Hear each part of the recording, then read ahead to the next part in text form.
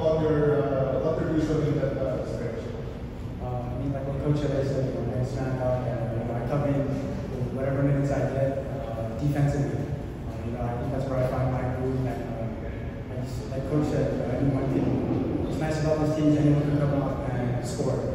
Scoring is just a bonus, but usually, your heart's on defense all the time. So, luckily, like I said, I'm the one that got my opportunities to score. Rami, can you just talk about your journey? How long did you able to land with Magnolia after your season? Yeah, I mean, it was tough. I was in a tough position.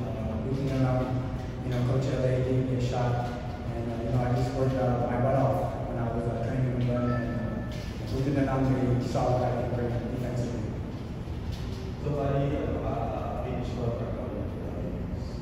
Yes. And then, hindi ka na nila in-opera ka ng contract. So, nakita ko kaya Rafi, late addition sa team nyo ba?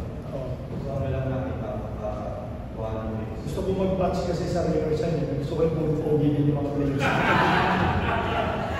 Hindi ka naman aside from the Blue Eagle connection, di ba?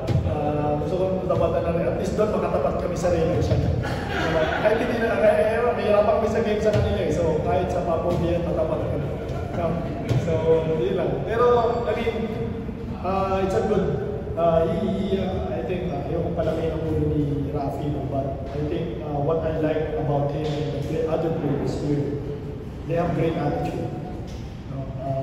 With my players, number one is they trust me.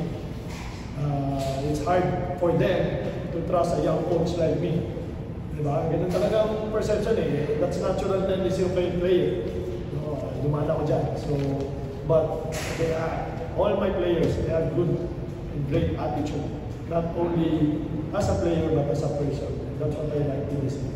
That's why I told them, whether we win or lose the game, as long as we play our game and play the right way, we will have our chance. We will have our time. We will go to the next level. Basically, we're a young team. We're a young team. Kasama na ako doon, diba? As a coach, I'm a young coach.